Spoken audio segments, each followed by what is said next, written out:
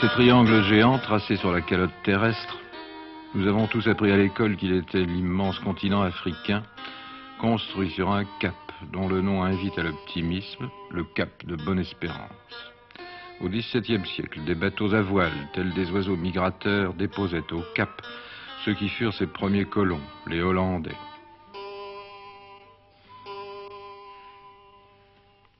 Celui-ci, Peter Stuyvesant, vient nous rappeler qu'à peu près à la même époque fut fondée la nouvelle Amsterdam, qui devait devenir la ville de New York.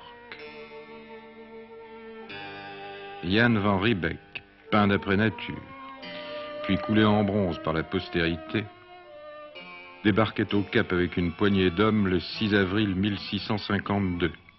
Il fut le premier à hisser le drapeau hollandais sur le sol sud-africain, alors, il faut le dire, assez peu fréquenté en dehors des naufrages. Mais l'heure des pionniers est passée, celle des touristes est venue. Le soleil les attend au coin du Cap.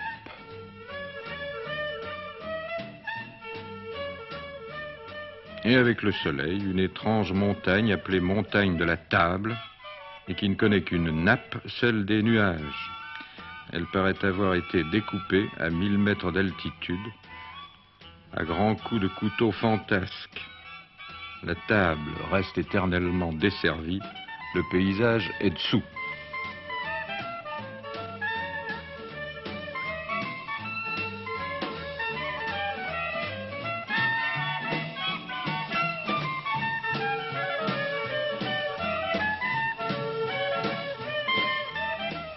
Au Cap, comme ailleurs, on visite d'abord le château. Il a été château fort. Aujourd'hui, il capitule sans condition devant le premier touriste venu.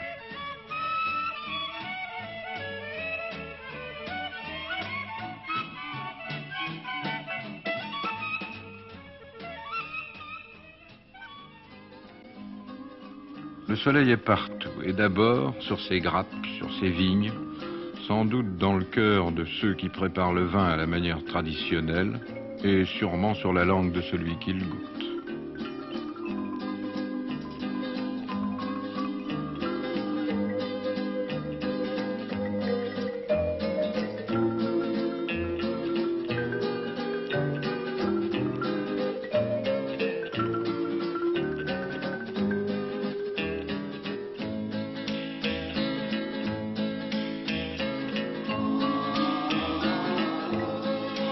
Les Afrikanders ont été élevés dans une religion extrêmement rigoriste. Ils en ont gardé la lettre, quelquefois l'esprit, en tout cas l'Église.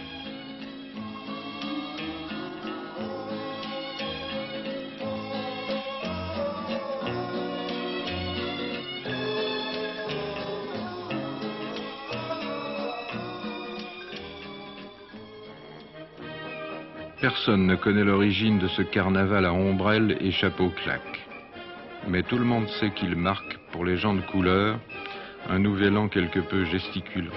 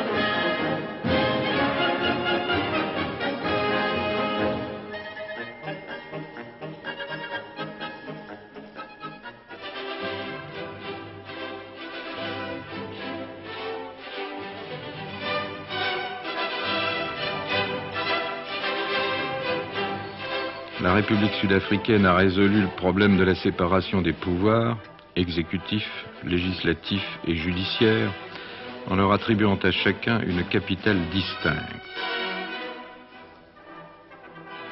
Les lois se font au Cap.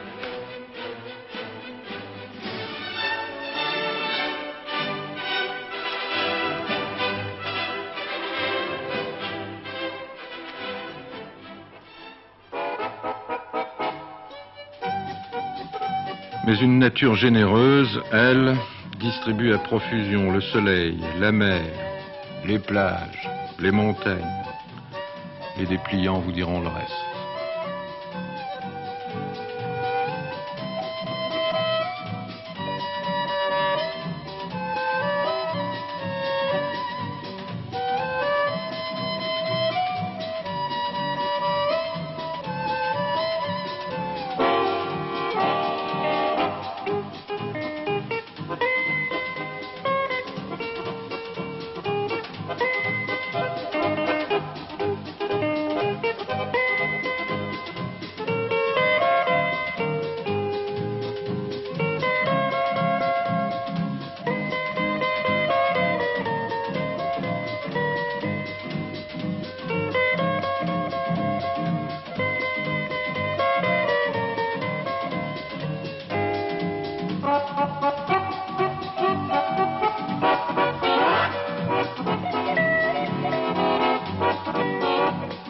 À la pointe extrême du Cap, l'océan Indien et l'océan Atlantique se disent en permanence un tumultueux bonjour. Le homard, pêché ici par tonnes chaque année, finit glorieusement cardinal.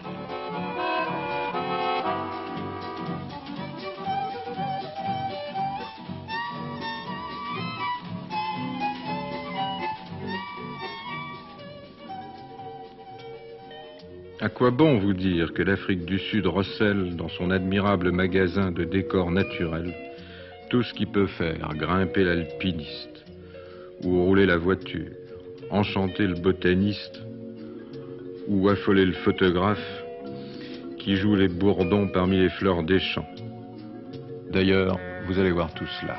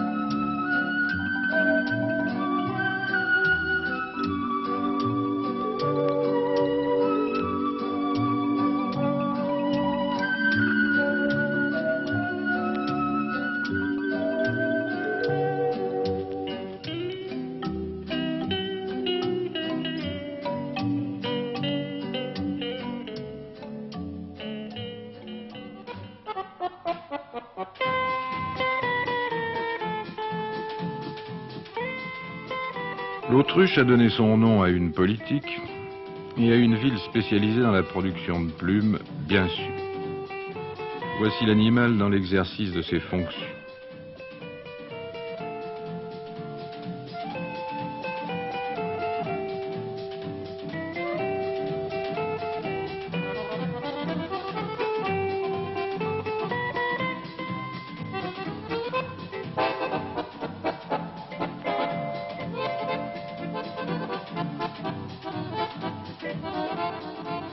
Ici, le déplumage est systématique. Une autruche, un client. Ces tas de plumes ont été adjugés 50 000 livres sterling. À qui? Si la plume d'autruche se porte moins en ville, elle se porte toujours ailleurs.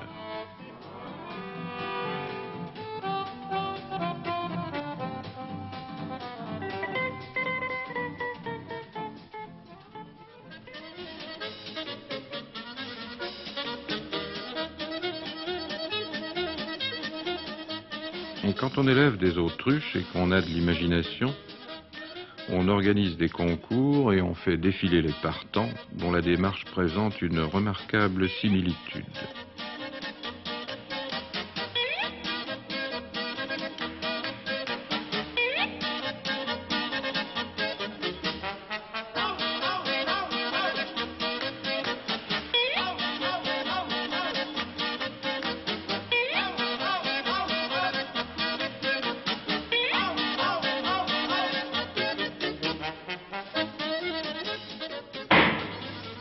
La compétition amuse énormément le badaud, un peu moins l'oiseau, et pas du tout le jockey.